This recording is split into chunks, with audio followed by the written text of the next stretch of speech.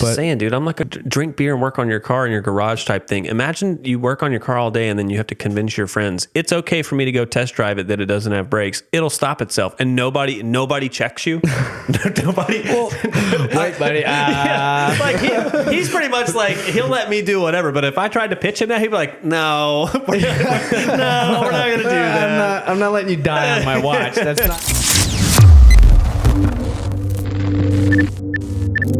And they're like vegetarians. Get over yourself. They have buddy. like veins showing in their forehead. They can't wait to tell you, Miatas are the best fucking C-Time cars ever. You know, you're just like, dude, relax. It's fine. Clip that.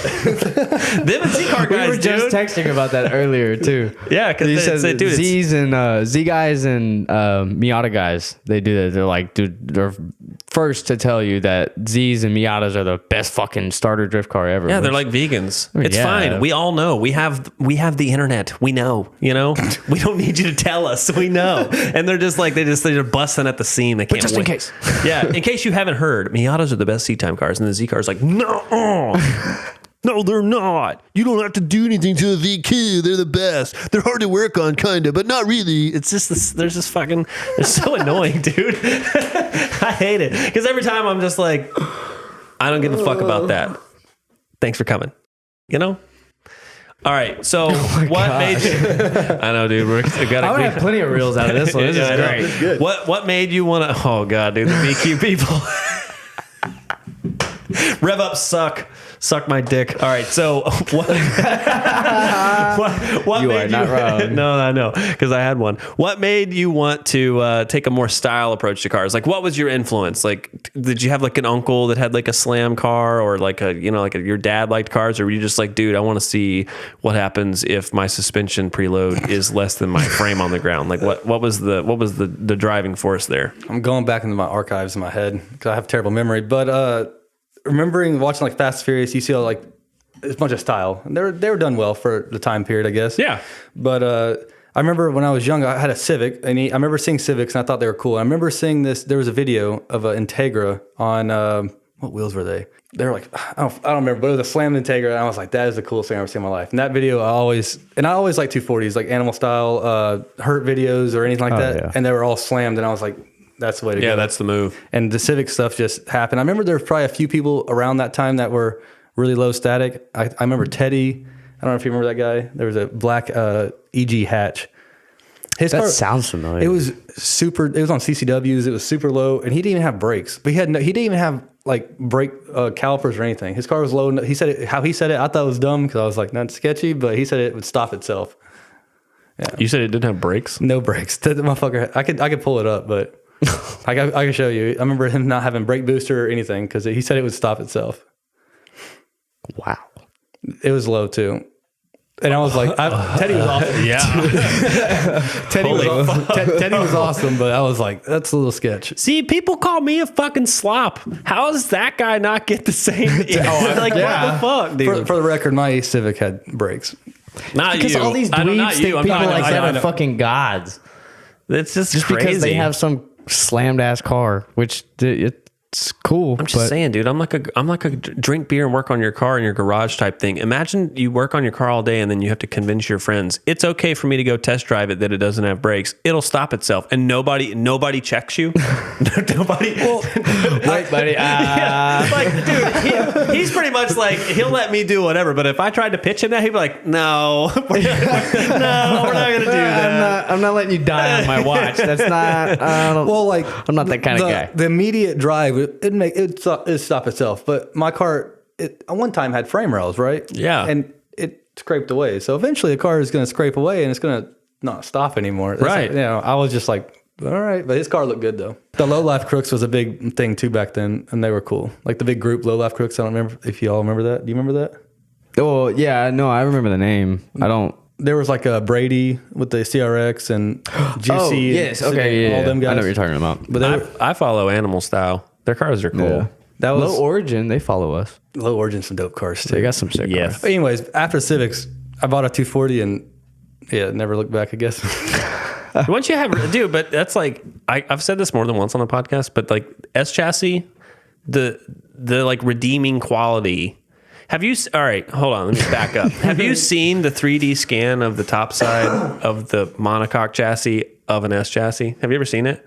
Okay, a certain number of them were built, and the right rear shock tower is like a half-inch lower on this 3D scan. And this is not a crash car. This is like a 2,300-mile garage kept car they scanned, right? So that they could build roll cages.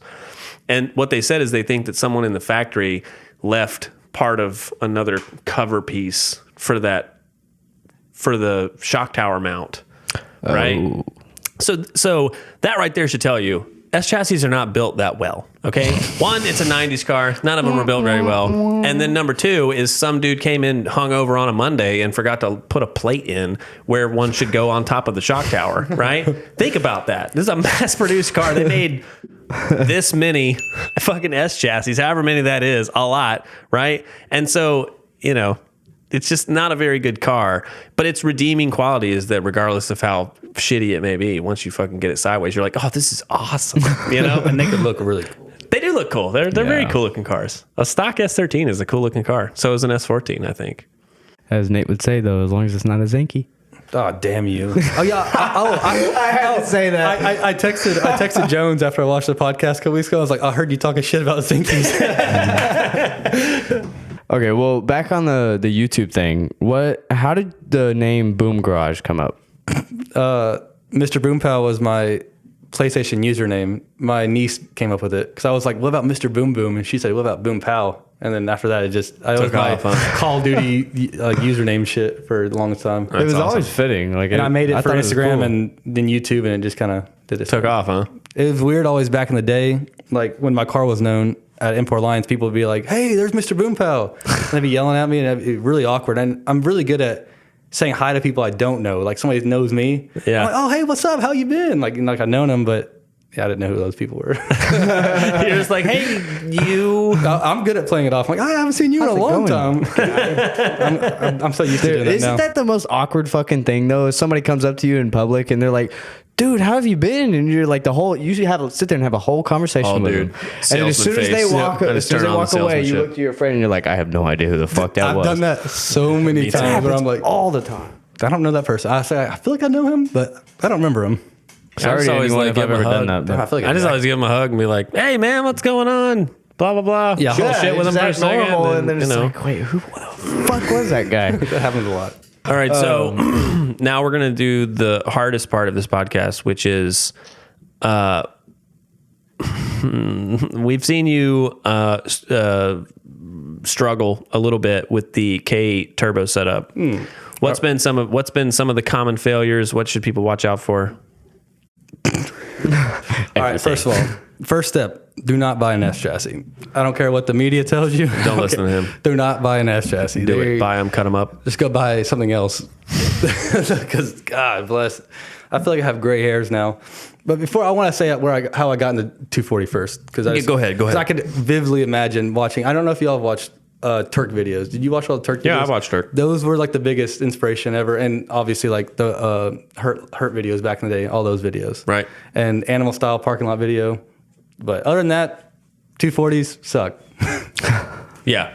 But anyway, terrible cars. They're just a glorified car. They have such fame behind it. I mean, just like the 8.6. The 8.6 Corolla is a really cool car, but horrible, I'm sure. It's like a tin can. I bet it drives like I bet it drives like a Coke can. I mean, I bet it drives like a wobbly Coke can. That's what they called, what's his name's car, right? That Noriari dude's is a Coke can? Or that's the R32, I guess. I bet that's a terrible car. It uses S chassis parts. I've never drove one, so whatever. Flame me in the comments. But all right, but anyways, back to the KAT. So my car was very reliable when it was NA, and I really wish it was still NA sometimes because I drove it a lot when it was NA. I went to a bunch of events, and then I got a cheap eBay turbo kit on Marketplace for super cheap. Cheers to that. And I was like, oh, I could turbo this bitch. And yeah, it ran good on the first RL Centipede. And I mean, it missed a little bit, whatever, but it was fine. And then I went Mega Squirt and blew 3 motors back to back, like really quickly.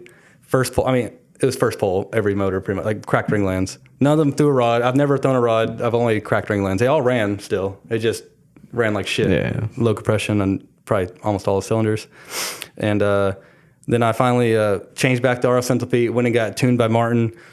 Did one lap at the event, 2 laps maybe, and low compression motor. That was just stock motor, shitty. And then another event with another motor. It was a fully built motor. Went through 2 turbos back to back. Okay, so on the event that you went to, that you had it tuned on the, I'm not going to try even to pronounce that word, but whatever that word is. Yeah. On that tune, how much power were you commanding? It was 296 and near the same torque. It should be around the same. It was. I wish I got dyno print off, but I didn't. It was like 296 horsepower and probably 280 torque or something. And this is a dyno tune? Yeah, by Martin, the guy who does the RS Enthalpy. He's well known. Like, if you look at all the old forums, he was well known. I'm not hating on him. I'm just curious. That's wild. You said he's out in Georgia, right? Yeah. I made an appointment. And he lives in Florida, I think. He does like he rents a dyno and does tunes for the day. Oh, that's cool. Yeah. That's a lot more Ben should do convenient that, for them. honestly. It was only, I literally said, how much I owe you? He said, $120. And I said, okay. Bet. Cheers. I was not asking. Okay. Yeah, and PayPal'd him, so it was easy. Here's $20 tip, bro. Shit. But I would say get a good tune, I guess. And the RS Enthalpy has been good lately. It's been missing a little bit. I need spark plugs. It's been sitting. I just haven't messed with it. I'm terrified to drive the car right now.